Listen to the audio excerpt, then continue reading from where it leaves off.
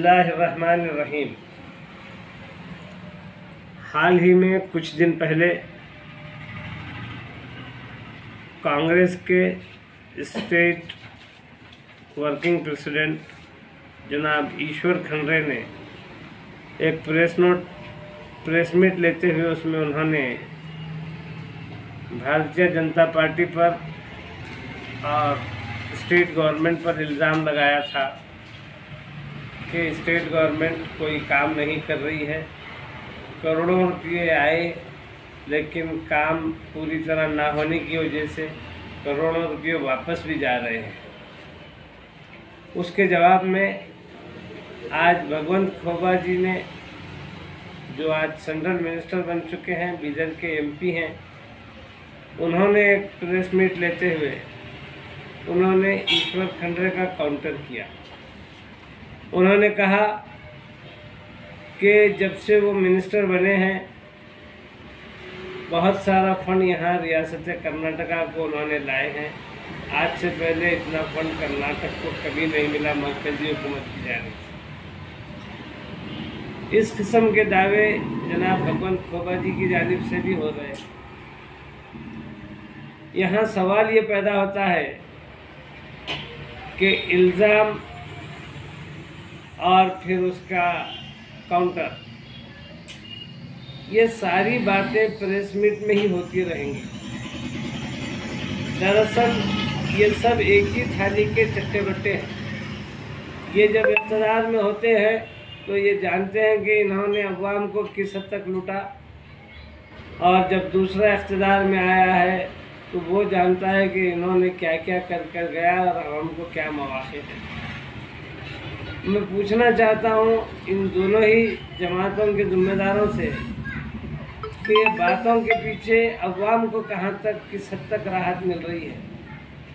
Development के ऐसे कौन से बड़े काम हैं जो होते हुए दिखाई दे रहे हैं। ये सारे बजट जो आते हैं और अखबारों में और प्रेस मीट्स में वगैरह जो बताए जाते हैं, इसका ज़्यादातर हिस्सा तो मैं समझता हूँ कि इन्हीं लोगों के जेबों में चला जाता है। इनके ना सही, इनके कुछ इनके और कुछ इनके जो हलीफ होते हैं, इनके जो साथी होते हैं, जो कॉन्ट्रैक्टर बनकर या जिसके ठेकेदार बनकर आते हैं, उन्हीं तक जो है ना ये सब माल पहुँच जाता है। लेकिन अवाम के बीच में या तरक्याती कामों में उसका चाराने हिस्सा भी नहीं लगता।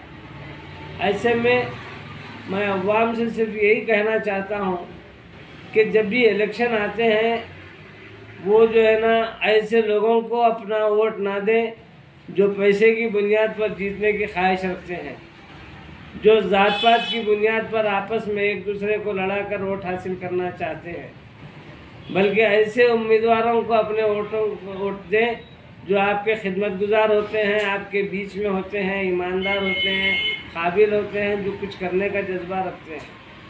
तो मैं आप तमाम लोगों से यही कहना चाहता हूँ कि ये जो इल्ज़ाम का एक प्रेस मीट, उसके बाद उसका काउंटर का एक प्रेस मीट, और सिर्फ बातें, दावे, दलीलें, ये सब बातों से काम चलने वाला नहीं।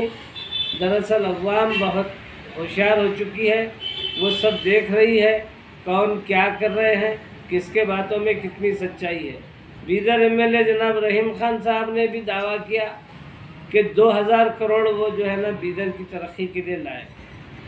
आप देख सकते हैं कि इन 2000 करोड़ की तरक्की बीदर में किस हद तक हुई है।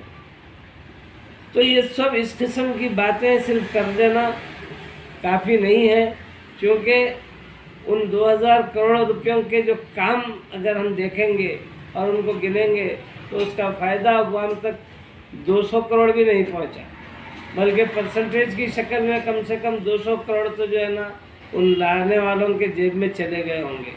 तो मैं ऐसे में ये कहना चाहता हूँ कि करोड़ों की बातें करना कोई मतलब नहीं। दरअसल अवाम अपना नुमाइंदा चुनती है अपने मसाइल के हल के लिए, बुरे वक्त में अपने साथ खड़े होने के लिए, उनकी आवाज़ में आवाज़ मिलाकर हक़ के लिए बात करने के लिए। मैं यही कांग्रेस के वर्किंग प्रेसिडेंट से पूछना चाहता हूँ कि उडुपी में जब मुस्लिम बच्चियों के साथ डिस्क्रिमिनेशन हो रहा है। वहाँ पर एक सरकारी कॉलेज के अंदर वहाँ बच्चियों को दाखिल होने से मना किया जा रहा है और उसके खिलाफ में वहाँ उसकी तायद में, उस प्रिंसिपल की तायद में कर्नाटका का एजुकेशन मिनिस्टर भी बात करता है। तो अपोजिशन का असल काम तो ये है कि जो कानून के ख़िलाफ़ अमल हो रहा है, जो किसी भी हिंदुस्तानी शहरी का फंडामेंटल राइट है, उसको दबाने की बात हो रही है, तो उसके हुकूक़ के लिए आवाज़ उठाए। वो सब छोड़कर सिर्फ जो है ना ये दोगली किस्म की बातें करने से मसला हल होने वाला नहीं। मैं कांग्रेस के उन तमाम ज़िम्मेदारों से जो सेकुलर होने का दावा तो करते हैं लेकिन मुसलमानों के हक़ के लिए कभी आगे नहीं आते, उन तमाम लोगों से, ख़ास तौर से ये जो एमएलए, जो मुस्लिम एमएलए कर्नाटका में जो हैं, 7 के 7 एमएलए भी मुस्लिम एमएलए कांग्रेस से ताल्लुक़ रखते हैं, वो क्यों इस इशू के ऊपर खामोश हैं। आज मैं वो बच्चियों को सलाम करूँगा जो इंतज़ामिया, कॉलेज के इंतज़ामिया से ये कहे कि हम पढ़ाई अपनी छोड़ सकते हैं, कॉलेज छोड़ सकते हैं, लेकिन हम अपनी मजहबी शनाख्त को और जो हिजाब की जो पाबंदी हम पर है वो हम नहीं छोड़ सकते। मैं उन बच्चियों को सलाम करता हूँ। ये मसला यकीनी तौर पर हाई कोर्ट गया हुआ है और हाई कोर्ट से फ़ैसला फंडामेंटल राइट्स के एतबार से बिल्कुल बच्चियों के हक़ में आएगा और उसके बाद जो है ना हम कांग्रेस वालों से बात करेंगे।